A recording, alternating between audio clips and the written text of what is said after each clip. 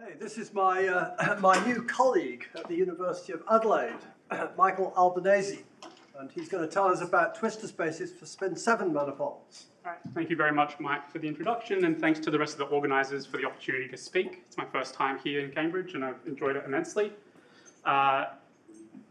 So this is a conference on twistors in geometry and physics, and some of the talks have been more physics-leaning, and some have been more geometry-leaning. And sometimes the geometry talks, maybe there's not a lot for physicists, they're a little bit disappointed.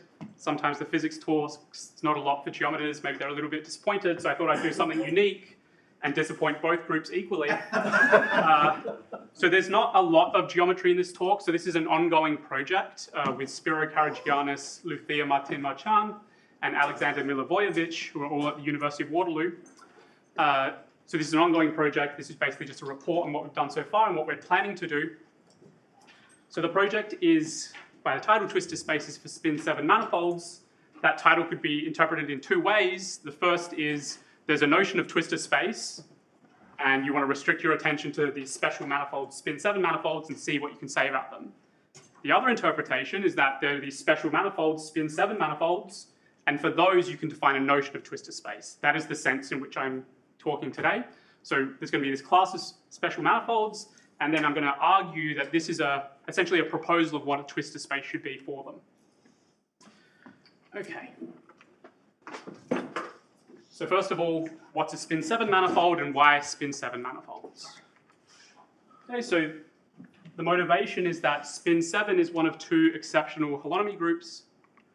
So there's a theorem due to Berger in 55, and I've put some dots there because there are other contributions to other people by other people after. And essentially, it gives you a list of the possible holonomy groups for a simply connected, complete, irreducible, non-symmetric Riemannian manifold. Okay. So there's this finite list. Well, the first ones come in families. But then, as you can see, there are these two exceptional one-off groups, G2 and spin 7. Okay. So in all the other cases, they correspond to a type of geometry that's well known and well understood, whereas these two less so, and has been the result of recent research over the past few decades. So in particular, the people that I didn't include here, part of their contribution was to show that Berger's original list, which actually was longer, was not completely correct because some of those examples, the ones that are now missing, don't actually occur as holonomy groups, except in the symmetric case.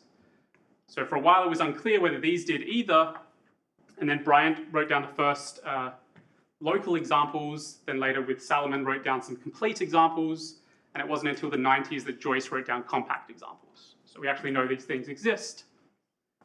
Okay, so you know I've left a gap here. So people might call these G2 or spin 7 manifolds. I'm going to try to refrain from using that language because some people mean G2, some people would call this a torsion-free G2 manifold. So I'm going to try and avoid that language and just focus on the structure. So I'll introduce this now. Also, I should note, aside from this first one, SON, these come in pairs. These kind of come from the complex numbers, these from the quaternions, and as we'll see, these come from the octonions. And the octonions are weird. That's one reason why they're kind of special. Okay, so what is the group G2? So if you write down a random 3 form, you might write down this one. Probably not, but it turns out that GL7R, this group acts on R7, and in particular it acts on the 3 forms on R7, and there are 2 open orbits under this action, and one of them is the orbit of this thing, of this special 3 form, sometimes called stable, and the other open orbit is kind of an indefinite analog of G2. So actually, if you randomly write one down, you might actually write down something like this, up to a change of basis. So G2 is defined to be the stabilizer of such a form. Okay? So this is a very weird form to write down. It's a little bit unclear what it is, but if you identify R7 with the imaginary octonions, it's actually kind of natural to write down. You have a notion of cross product given by the imaginary part of the product of B and C. And you just pair this using the inner product on R7. This gives you a 3 form. If you do the same thing for the quaternions, then you get the standard cross product on R3. Okay. There, the 3 form you write down is essentially just an orientation. Okay. So more generally, you can say a 3 form on a 7-dimensional vector space is a G2 form if the stabilizer under the general linear action is G2. Which just means there's an isomorphism from V to R7, which takes your 3 form to that one. So it's not immediately clear, but G2, as defined here, is a simply connected Lie group, which is contained in SO7. Okay, that's not immediately clear, but that is true. It's 14-dimensional. Okay, so what's a G2 structure then? Geometry associated to these things. So on a 7 manifold, so now we started with a 7-dimensional vector space, now we're going to a 7 manifold.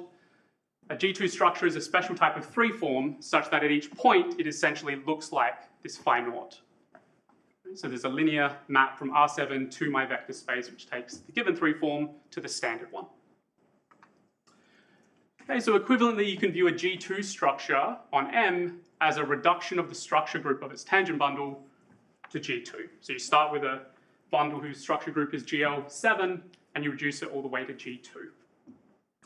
This is not always possible, so such a reduction exists if and only if M is spin.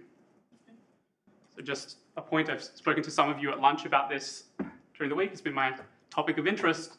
In general, if you ask for a manifold to have a reduction of structure group to some group, that's not necessarily a topological notion. That could a priori depend on the smooth structure, and there are examples where it does depend on the smooth structure, but in this case it doesn't. This is a purely topological notion. Okay, so since G2 is contained in SO7, then if you have a reduction of structure group to G2, you have a reduction of structure group to SO7. So in particular, you have an induced Riemannian metric and orientation on your manifold if you have one of these forms. Okay, and we say a G2 structure is torsion-free if its covariant derivative is 0. So here I'm using the fact that I have a natural Riemannian metric, and this is the Levi-Civita connection for that metric. Okay, so if you have one of these special G2 structures, then the holonomy of this metric is at least contained in G2. Might not be all of G2. For example, it could be flat. Holonomy could be trivial. So a manifold together with one of these things is what some people might call a G2 manifold or a torsion-free G2 manifold. Okay, so that's G2, but the title was about spin 7, so why am I wasting your time? Let's get on to spin 7. So unlike G2, spin 7 does come in a family, right? It's one of the spin n groups for n equal to 7, but it doesn't arise as a holonomy group, all of them, only for n equal to 7. So the definition is similar to the G2 definition. It's the stabilizer of a particular form. So in this case, it's a stabilization of a self-dual 4 form on R8. So self-dual because it's sum of terms like this under the action of GL8R. And similarly, just like with the G2 case, this is a random form, but in terms of the octonions, it's somewhat natural. That's kind of true here as well. There's an interpretation using the octonions. So on the octonions, you have a triple cross product, which is given by this less good formula. Okay, there's a triple cross product, and then if you pair that with the inner product, that gives you a 4 form, and it's that one. Sorry, I have like a really dumb question. Go for it. Does this 4 form have anything to do with the parallel 4 form you would have on a hypercalar manifold? So if you have, I'll say this in a minute, if you have a structure that's contained, if you have a group that's contained in spin 7, then that would induce one of these forms. So that would be the case there. So, I'll do an example in the next slide where you have a smaller group and that induces one of these forms. Okay, and again, there's the special ones. So in an 8-dimensional vector space, again, you can define these special kinds of forms, the ones with the right stabilizer. This is called a spin 7 form or a Cayley form. As I learned from Penrose's talk, Claude pointed out that Penrose's great-grandfather was Cayley, academically. And Claude's my advisor, and Penrose is his, so good to continue the family trait. Okay. So again, spin 7 is a simply connected Lie group, and it's contained in the special orthogonal group, just like the G2 case. Okay, so spin 7 structures.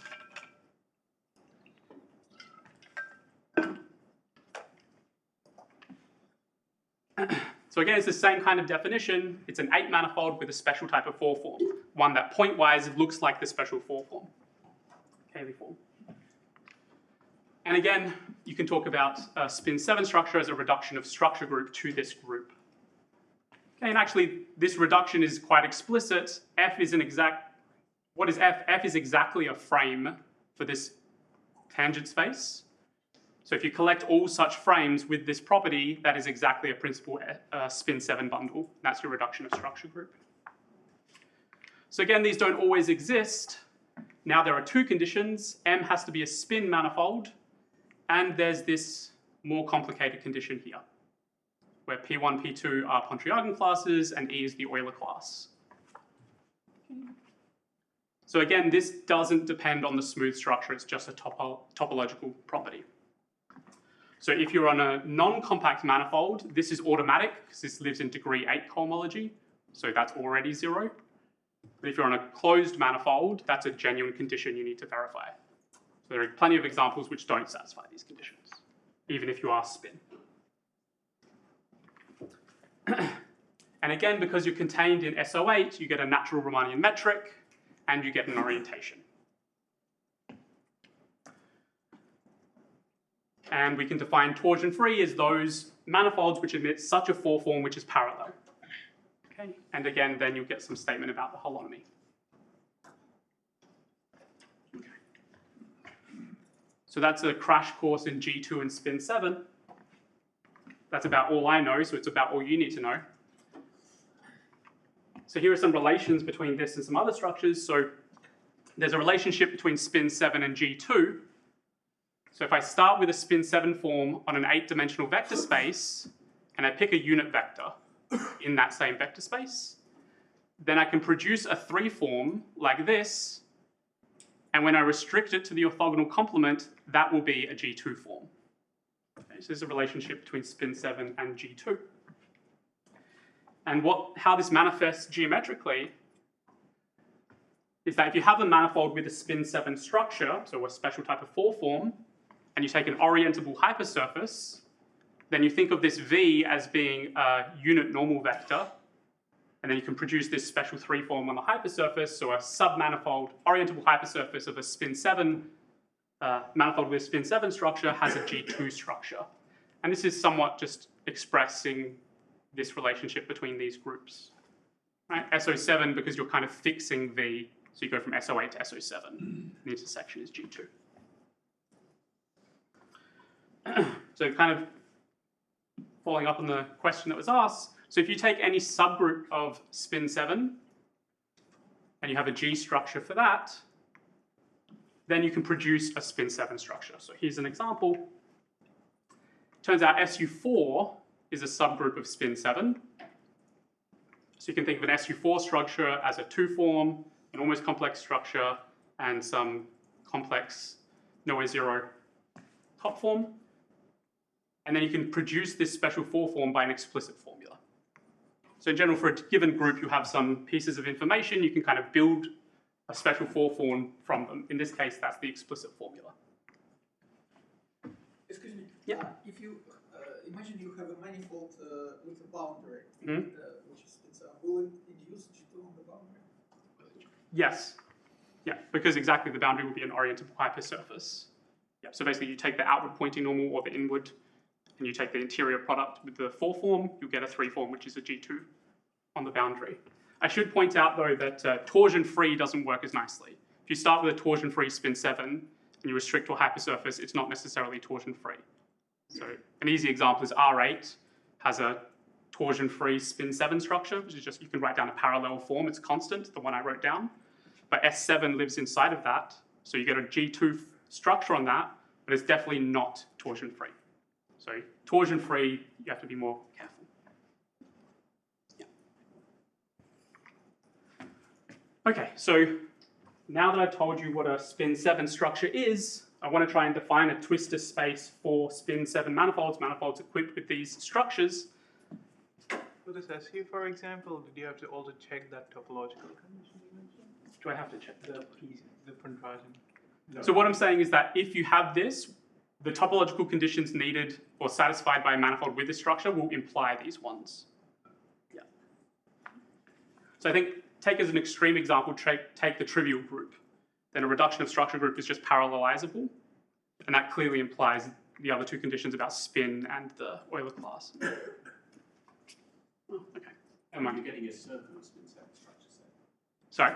You're getting a circle of spin 7 structures according to the phase of these structures. Yeah, so I'm not claiming that there's a, what am I claiming? Yeah, I'm not claiming there's a unique spin 7 structure associated to an SU4. Just that given an SU4, you can produce one. Yeah, good point. So we'll come back later. Okay, so I claim that there's a notion of twistor space for these manifolds with these new structures spin 7. So as we've seen throughout this week, there's a variety of definitions of what a twistor space is or should be and what properties it should have. So let me tell you what properties of the original 4-dimensional twistor space I want to kind of replicate.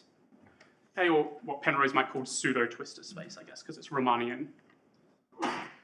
Okay, so the standard picture is you have a 4-dimensional oriented Riemannian manifold, and there's some twistor space, which is the total space of an S2 bundle over it, which is an almost Hermitian manifold. So you have some metric, Riemannian metric on it, and you have a compatible almost complex structure. And since the tangent bundle of a fiber bundle splits into vertical and horizontal, and J is given by kind of an almost complex structure on each part individually, there's no mixing, it follows that the fibers, the S2s, are almost complex manifolds, by which I mean you restrict J to that submanifold, it's a genuine J. Okay, so the kinds of results that using this picture we all know is, first of all, Atiyah, Hitch, and Singer, which talks about the integrability of J on the total space in terms of the geometry of the base. So J is integrable if and only if the base is half conformally flat, by which I mean either the Weil curvature self-dual part vanishes or the anti-self-dual part vanishes. That depends on your definition of Z as either the sphere bundle of lambda plus or lambda minus.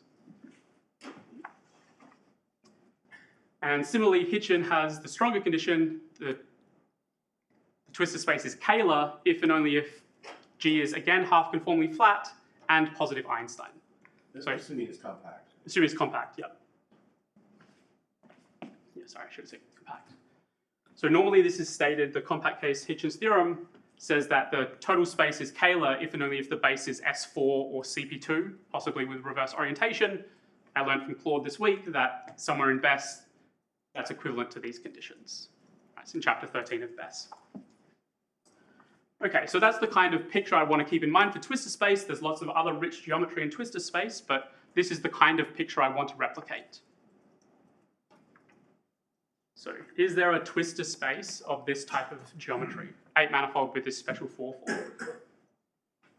Why do you want to replicate the second property? Why is that so important? The second property. The Hitchin one. Oh, no. Not... Sorry. I want to replicate these properties. Oh, those. These are great theorems just from this structure. Yeah. I would love to be able to replicate these. Yeah. Okay, so want to associate to this pair, an 8-manifold with a special 4 form, a twistor space. So the previous one was called a pseudo-twistor space according to Penrose. You might call these a pseudo-twistor space. I'll let you decide at the end of the talk whether that first pseudo should be an insult or not. So similarly, we want a fiber bundle structure for some fiber where the total space is almost Hermitian. Okay, so we want this J to be somehow related to this 4 form. So as before, you're going to get a splitting of the tangent bundle into vertical and horizontal, and you want your J to be split up in this way. So J preserves the vertical and the horizontal splitting. So again, the fibers will be almost complex submanifolds. So in particular, F has to be even dimensional. Right, so you might say, well, why did I say, I talked about G2 and spin 7, why am I only talking about twistor spaces of spin 7 manifolds, why not G2? Well, if you want this kind of picture, with almost complex submanifold fibers, that's impossible because G2 is a 7-dimensional manifold. The fiber would have to be even dimensional. The total space would be odd dimensional. So I'll mention later there is a way to talk about these things, but not in this context. So we would like to prove theorems like those of Atiyah, Hitchin, Singer, and I should say Hitchin, sorry. Who wouldn't want to prove theorems like that? They're pretty good theorems. But what I mean is, given such a construction, if there is one, we'd like to understand how the torsion of the starting geometry on the 8 manifold is related to the torsion of the almost Hermitian structure upstairs. And both of those results are of this form. It's saying some integrability condition upstairs, either on the complex structure or Kähler, which is even stronger, is equivalent to some torsion condition downstairs vanishing, which is some curvature condition. So we'd like to replicate that. Okay, so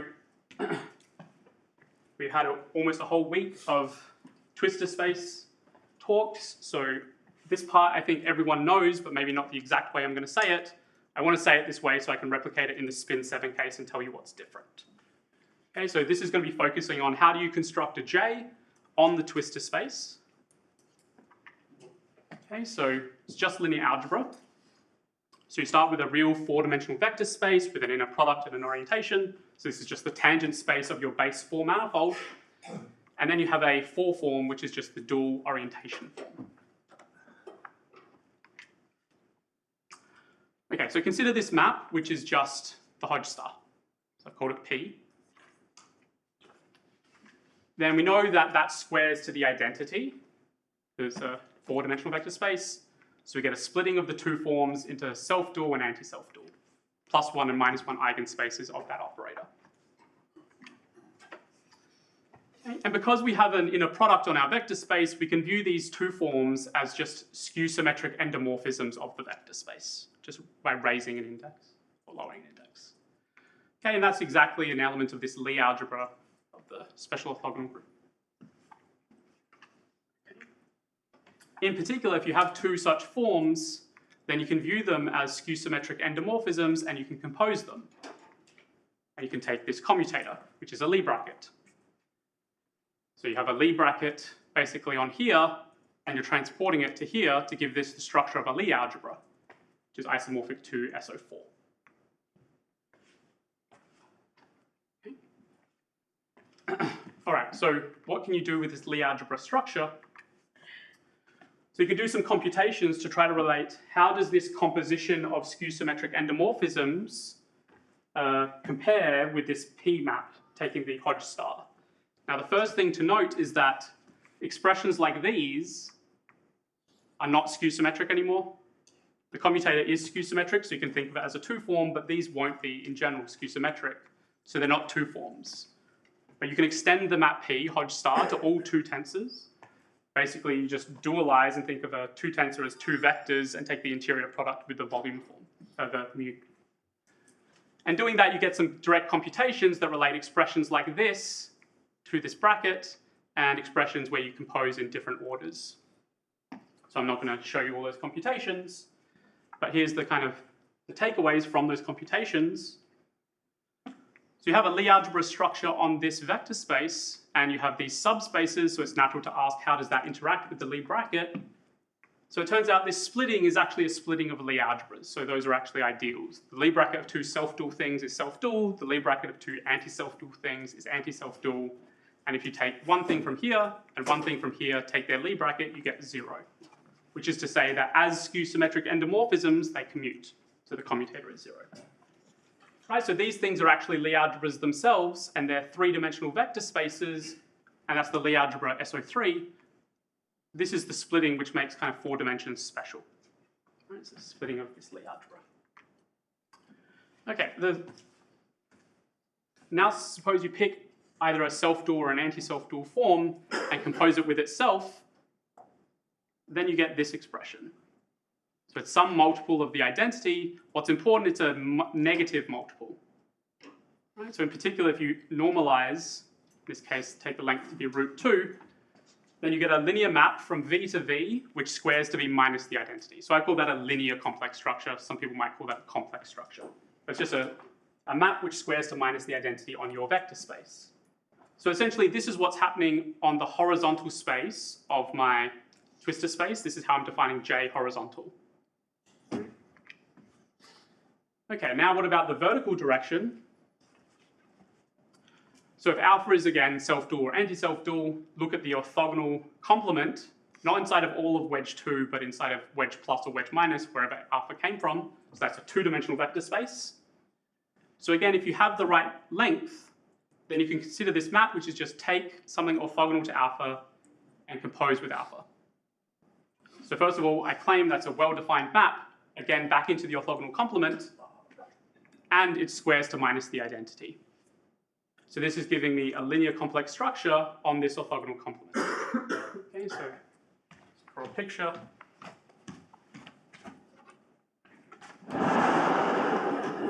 Too high.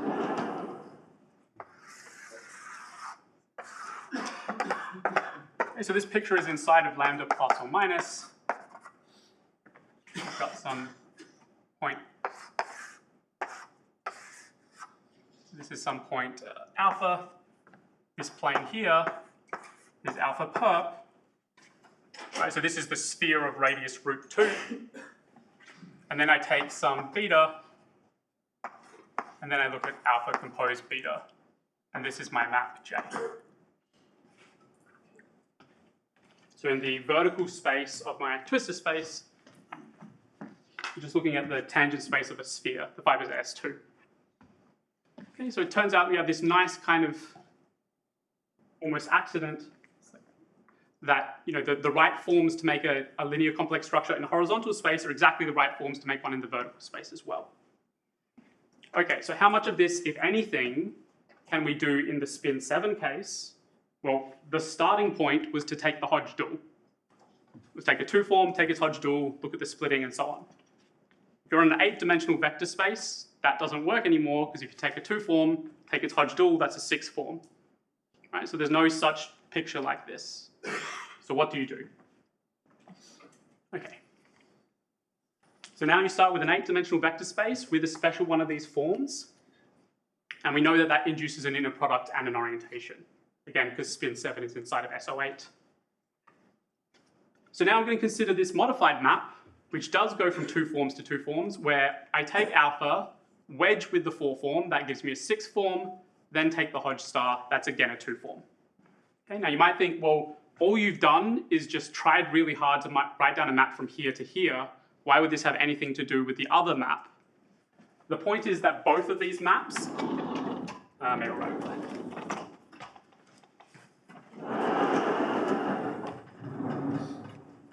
The map I've called P, both here and in the previous slide, take the form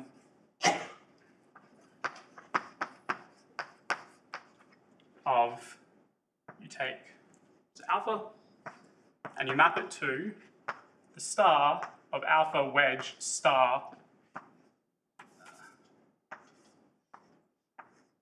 upsilon, where upsilon is a 4-form.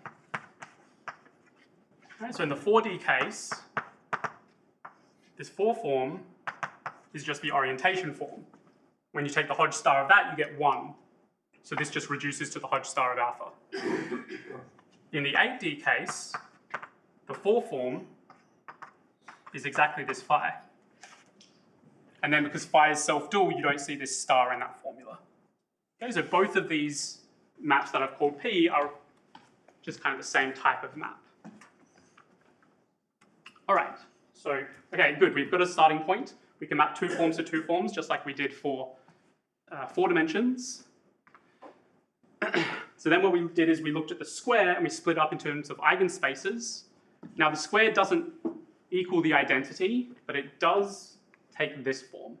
Is this idea generalized to other 4K dimensional manifolds? Yeah, so if you take a 4K manifold, so this is a 2-form, you take this to be a 4-form, this would be a 4K minus 4 form, this would be a 4K minus 2 form, and this thing would be a 2-form. Okay. Yeah. So all you need is some special 4. Some special 4 form. Yes.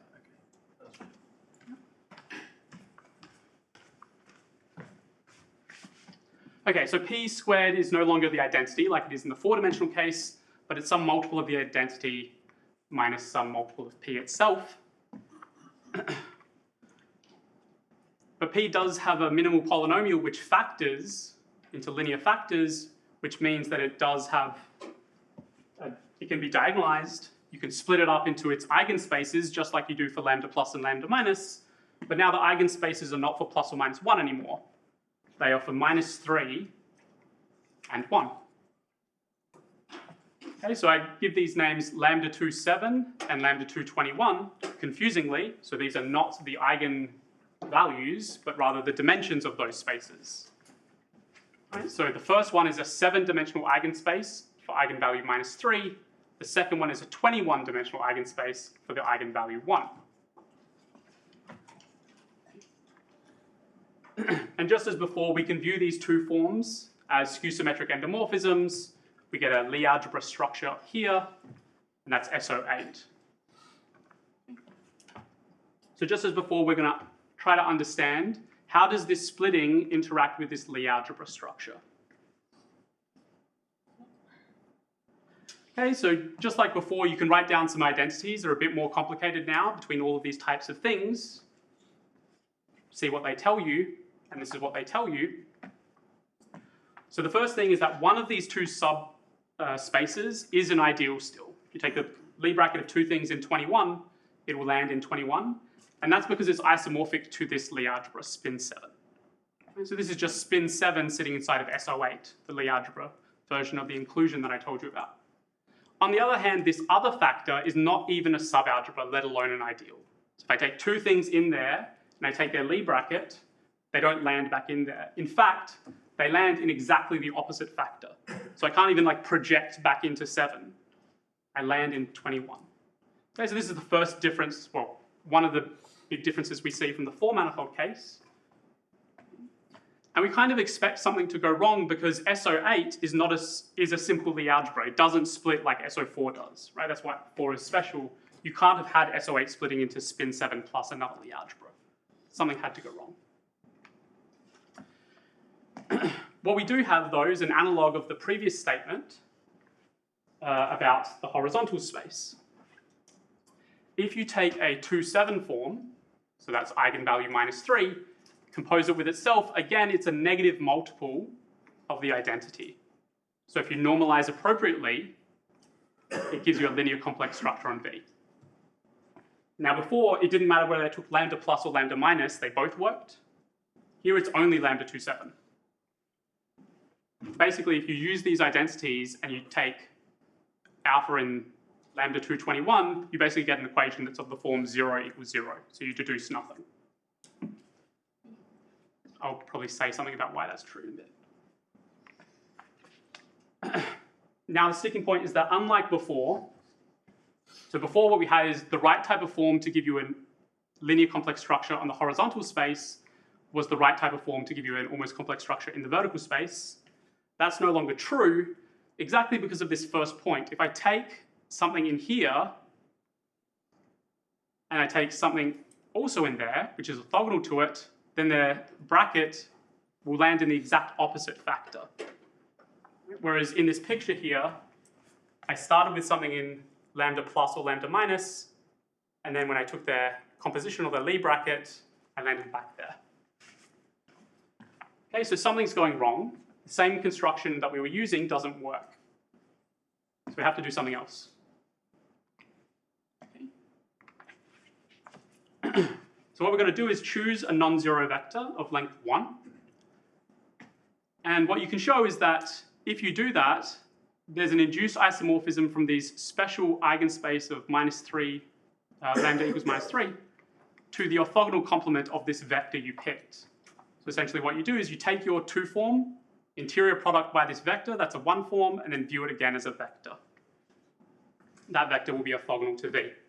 And that's an isomorphism, and then this is its inverse. You essentially take a vector orthogonal to V, wedge them together, view that as a 2 form, and project onto the lambda 27 part. So this fact that I told you before, that there's a relationship between spin 7 and G2, also shows up here. I've got this non-zero vector in an 8-dimensional vector space with a spin 7 form, so this interior product is a G2 form here. So under this isomorphism, I get a G2 form on lambda 2, 7, which induces a cross product. Because remember, if you look at the G2 form in the imaginary octonions, that's just taking the inner product with the cross product of two imaginary octonions. Right? So you get a natural cross product, but it does depend on which choice you've made. So we've had to make a choice here. But given that choice, you get a cross product on this 7-dimensional vector space. So now it's with respect to this cross product that we can define a map, not with the commutator. So if alpha has the right norm, as it did before, so in this case, squares to 4, then this cross product is a well-defined linear map from the orthogonal complement to the orthogonal complement, and squares to minus the identity. So let me just go back to this so you can see it.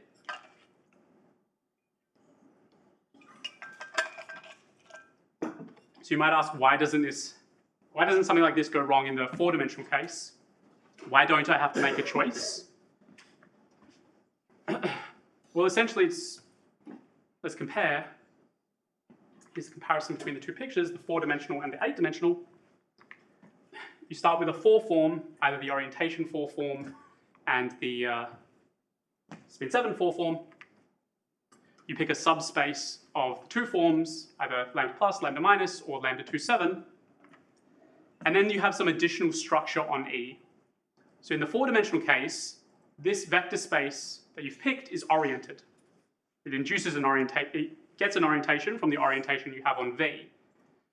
Whereas here we need this additional structure, a G2 structure, to get this cross product to define J.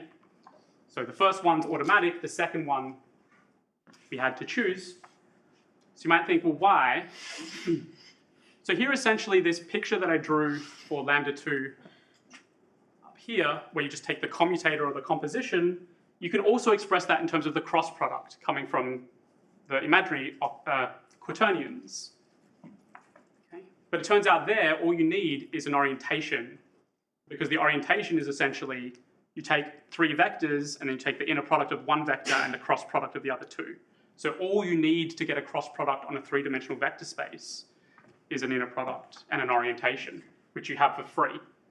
Whereas on a 7-dimensional vector space, you need a G2 structure. That's why you had to make some additional assumption. Okay. So we can get to a spin 7 twistor space. So let M be an 8-dimensional manifold and phi a spin 7 structure. And suppose you have a unit length vector field on M. Okay, so this will be at each point will be like the vector V in the previous couple of slides. So you define Z to be the appropriate sphere bundle inside of this sub-bundle. So normally you take the root 2 sphere bundle of lambda plus or lambda minus. Here, this is the right bundle to take the sphere bundle of, and this is the right norm. So now we get a fiber bundle with fiber S6.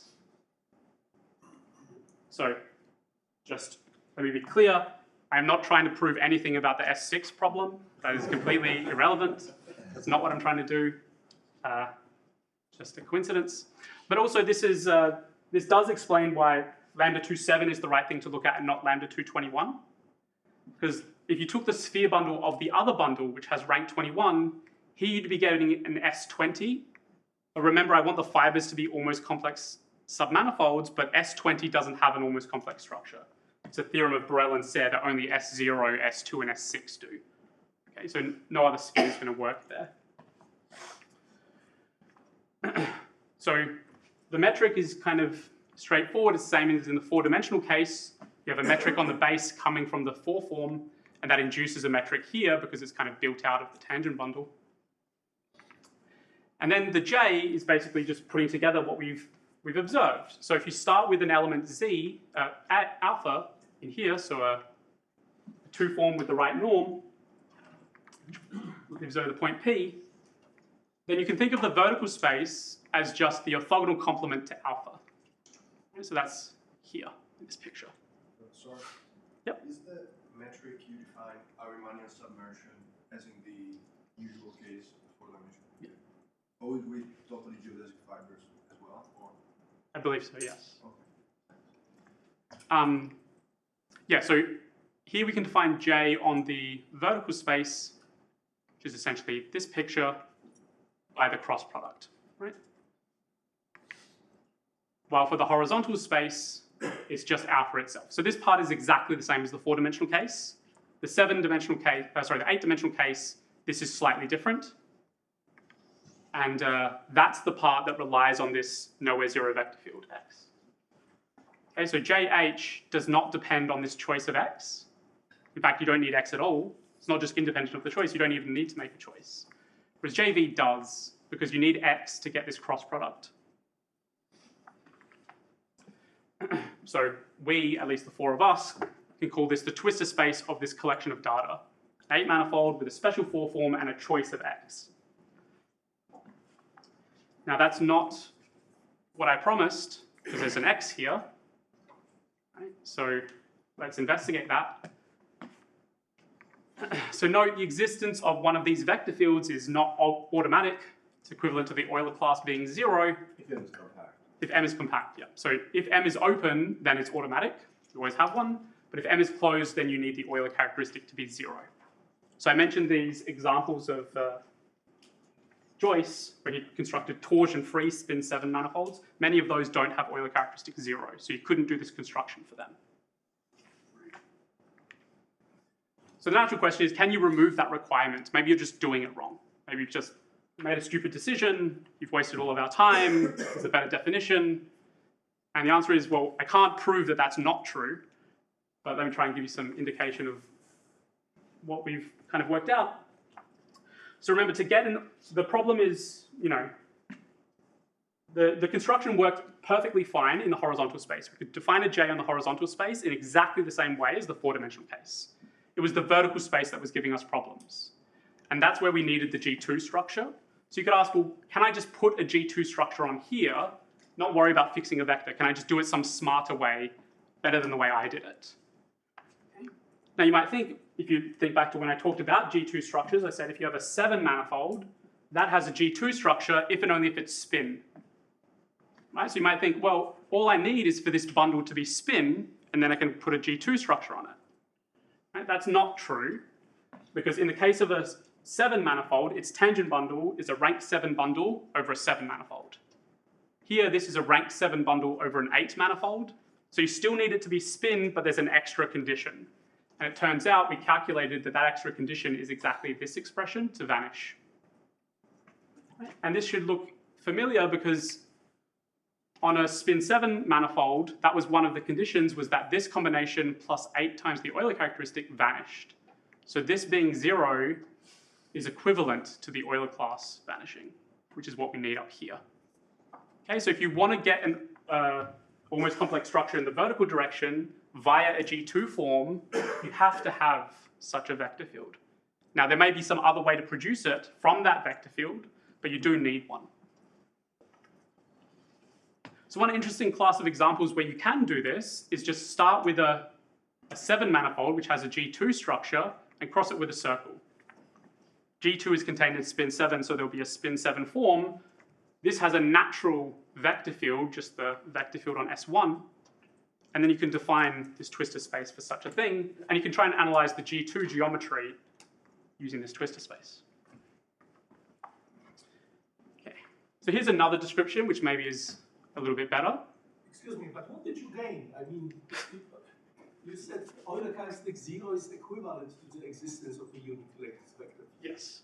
So now this new condition also gives you Euler characteristic 0.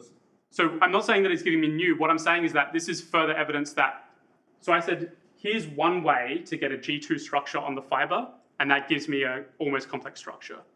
Now, maybe you could put a G2 structure on the fiber in a completely different way, which has nothing to do with a nowhere zero vector field.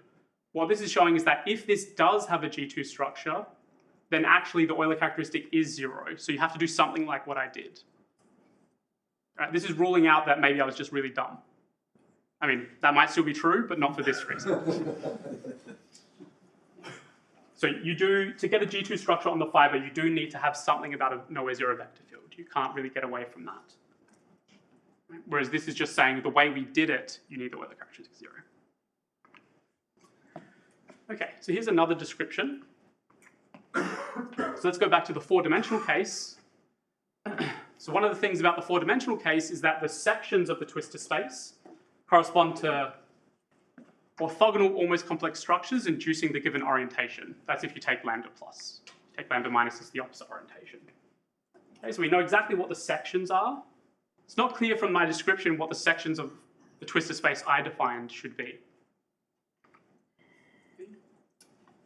So one way you can see this fact that I mentioned there is that there's a SO4 equivariant diffeomorphism from this quotient to this sphere of self-dual forms on R4, which is just, this is the space of linear complex structures on R4, so this is the space of J's, and this is a space of two forms, and this diffeomorphism is just take the J, plug it into one of the slots of G, you get a two form, and that's exactly where these two forms live.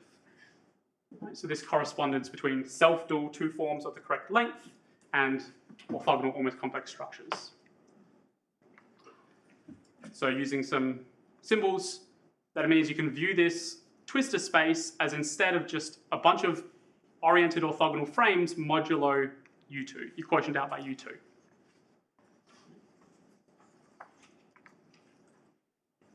Okay, so a section of this is precisely a reduction of structure group from SO4 to U2. That's exactly what a J is. So in general, you can do this in any even dimension. You can take a bunch of all the oriented orthonormal frames, mod out by UN, and then sections of this bundle will be orthogonal almost complex structures on M, which induce the correct orientation. So maybe you might think, well, maybe I'm just doing this in dimension 8. So let's see. So when N is 4, this bundle is the SO8 frame bundle, the tangent bundle, mod U4, and its fiber is this space, SO8 mod U4. The dimension of that fiber is 12, which is famously bigger than 6, which is the dimension of S6, which is the fiber of the twistor space I defined. So they're not the same thing. So the question is, what do these sections correspond to? Do they have anything to do with almost complex structures at all?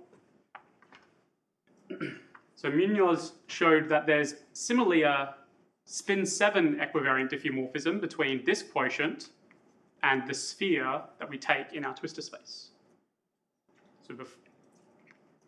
So similarly, you can view this twistor space construction as some quotient of a frame bundle by a smaller group. So here, this is the reduction to the spin 7 compatible frames modulo SU4. Okay, so you can, therefore, the sections of this twistor space are just reductions from this bigger group to this smaller group. So at the beginning, I showed you how given one of these, you get one of these. So the question is, does your given spin 7 form come from this construction? If it does, that corresponds to a section of this bundle. Okay, so here's a comment for me to ponder on the way home. Thankfully, it's a long plane ride. So S6 is this quotient, right? That's what this is saying. This is S6. If you could find an almost complex structure here, which was invariant under this group, then by results of this paper of Ferrard, Bergerie, and Occhiai, I could possibly remove the Euler characteristic 0 requirement. So I'd have to do something completely different, but this alternative description may allow me to do that. Just, does anyone know if that's true? Great, I can speculate. I don't think it's true, and I think this Euler characteristic 0 thing is saying it's not true, so you have to do something extra. That's my guess, but I haven't verified. Okay, and the reason I say possibly is because I just haven't done it yet. I'm not sure.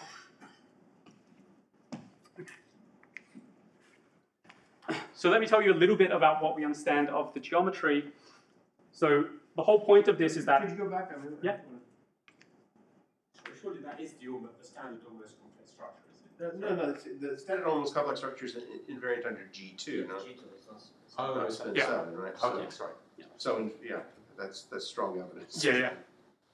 So I should have said before, I maybe should have made it clear, I'll make the point now, is that we've defined these almost complex structures on these spaces, and they restrict to be almost complex structures on the fiber. So in the four-dimensional case, if you look at the Nienhaus tensor and restrict to the vertical space, you get 0, which is essentially just saying the almost complex structure on S2 is integrable, as is every almost complex structure. But actually the way we've defined it is exactly the way the standard J is defined, the one you get from the quaternions. Right? Turns out that if you take a vertical and a horizontal, the Nienhuis tensor also vanishes, and all of the kind of information is contained in this part where you take two horizontal parts. So by the Atiyah-Hitchens-Singer theorem, this vanishes if and only if one half of the Weyl curvature vanishes, depending on your orientation conventions. Now this is not just equal to W plus or W minus, it's some expression which you have to check vanishes if and only if that other expression vanishes. It's a bit more complicated than that. So we've started thinking about this kind of construction, the Nienhuis tensor in these three pieces. So it turns out that the Nienhuis tensor in the vertical direction doesn't vanish precisely because S6, well, S6 could have an almost integrable almost complex structure, but not this one. The way we've defined it is exactly defining the octo and ionic one, the one that was asked about. So if you go through that construction and you kind of write it out, you see that you're defining exactly just J to be multiplication by the octonion that you're at. Kind of funny thing that maybe you know is that this is essentially the associator. So you can think of at a point on S6, that's an imaginary octonion. You take two tangent vectors, those are also octonions. This is essentially at that point just the associator of those three things. And because the octonions aren't associative, that's why that's not in 0. But if you do the same thing here, you get the same expression and it is 0 because the quaternions are associative. So we've looked at also the other two parts and they're not obviously 0. This part is definitely not 0 in this case either. It is complicated though and is definitely not the right expression. So we're trying to further simplify and understand how does that relate, how do these expressions relate to the initial phi? And also x, the vector field. So in addition to the Nienhuis tensor, there's also the other parts of the torsion, which is just the exterior derivative or covariant derivative of omega. So let me just mention that this is not unique. There are related approaches that other people have done to try and understand twistor spaces of these geometries. So Claude has a paper in '84, the CR twistor space of a conformal 3 manifold. Definitely not a G2 or spin 7 manifold, but that did inspire these two papers by Rossi and Verbitsky. So Rossi looked at manifolds with an n-1 fold vector cross product. Those aren't G2 or spin 7, but G2 and spin 7 have cross products. And Verbitsky looked at the G2 case. Now I said one of the cases where you can consider this construction is if you take a G2 manifold and cross it with a circle. So you might wonder, how is his CR twistor space of a G2 7 manifold related to the spin 7 twistor space of that 7 manifold cross a circle? Essentially, if you just take our twistor space and restrict it to the 7-dimensional factor, you get his. So it's just kind of sitting inside. And that's why CR, the twistor space, is odd dimensional. More recently, Fiorenza and Van Lee have, again, CR twistor spaces over G2 or spin 7. So they're not genuine, almost complex, but they are only CR. So I believe in the spin 7 case, they're taking the bundle to be a sub-bundle of the horizontal bundle. So they don't get a J on all of the horizontal bundle the way they do it. I also want to mention this paper by Albuquerque, which he calls Twistors. This has nothing to do with anything we've spoken about. I just think it's a funny name. So here, you take a 4 manifold, you take the sphere bundle of its tangent bundle, that's a 7 manifold which has a G2 structure, and he calls that a Twistor space. Okay, so let me just end by saying that this is not the only definition we've come up with, and we have some reasons to like it, some reasons to not. One possible reason you don't like it is because of this Euler characteristic 0 assumption, which is quite strong. And basically the problem there is that you need to enforce that to get an almost complex structure on the vertical direction. But if you compute the Nienhuis tensor, it's always non-zero anyway. So you can't even impose integrability once you have it. So you're doing all this work to get a J, only to learn that you can learn basically nothing from it. So we have another definition where the fiber is no longer S6, but this Grassmannian. You might think, where did this come from? Well, the fiber in both cases is a subset of two forms. S6 is the sphere bundle of a vector subspace of all two forms, And this can be viewed as the space of decomposable two forms. Okay, so it's still sitting inside of two forms, so you can still do part of this construction. Then you will be integrable along the vertical directions. You have a J everywhere, and you can define it without Euler characteristic 0 assumption. So you can hope, at least in the horizontal directions, maybe I'm gaining some geometry there. But that is yet to be seen. So I think I'll stop there. Thank you very much.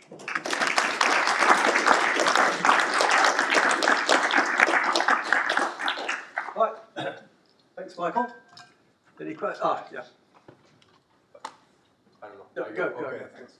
I was thinking about, you mentioned the classical, let's say, extension of the definition of twistor space to higher dimension, like you take the associate bundle, multi-frame bundle, and that action. Yep. And you can define an almost complex structure, which is the analog, let's say, of the Atiyah Hitchin-Singer one. And I think I remember that both Atiyah Hitchin and Singer and Hitchin's theorem hold for that structure. Well, the conclusion would be you're on a, if you get integrability in higher dimensions, it's conformally flat. Yeah, exactly. It's conformally flat, so. So some version of those theorems hold, yeah. Yeah, and I guess the analog of Hitchin's theorem is that you only get the sphere in higher dimensional case because you don't have the complex projective space. So I was wondering why, if you adopt that definition for spin manifolds as well. Well, the problem there is that you're not using the 4 form at all.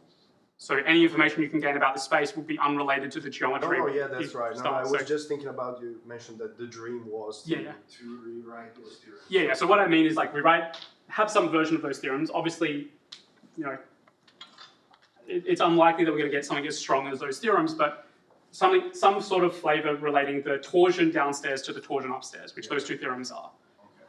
At the moment, we have some formulae, but they're hard to understand. So we're trying to sort through and see, like, you know, there's a decomposition of the torsion of an almost Hermitian manifold into 4 parts. The Gray-Havela classification, we can say maybe this part corresponds to this part of the torsion down here via this formula. Just something in those terms, so we can kind of see, you know, what, you know, if you're not necessarily torsion-free, but you're kind of half torsion-free, does that give you anything? Okay, thank you. Yeah, Lionel. Yeah. Sorry, so I'm not sure if you said and I missed it, but do any of these definitions encode the torsion-free condition on the sort of 7 manifold? Yeah, so this is something we're trying to figure out, is that whether there's some property of the twistor space which is equivalent to torsion-free on the base. I'm going to say at the moment we don't know for sure. We have some suspicions. Spiro probably knows better because he's currently doing calculations. But at the moment, I don't know of a clean statement of this condition on the torsion upstairs is equivalent to torsion-free downstairs. But that would be ideal. Yeah, that must be. Hang on, Claude. Yeah, one more and then Claude. Yeah, go. So you explained that if the spin 7 structure reduces to a SO4 structure, that corresponds to a section of a twistor space. What about the case when the structure reduces further to SP2? So your manifold is almost hyperkähler. Well, that will give you a section of the twistor space. Like, if you reduce to any subgroup of SU4, you'll get a section. Yeah, but does anything further? Well, what you could do is do the same construction. You could take the spin 7 frame bundle and mod out by this smaller group, and then consider that as a twistor space of a certain type. This is kind of what Berard, Bergerie, and Occhiai do in their paper, these kinds of constructions where you take like a G bundle and you look at some associated G bundle as a twistor space. So you could do that, but I haven't thought about it too hard. I think you'll get the classical Hitchin Twistor space. Yeah, which is a S2 bundle over spin 2.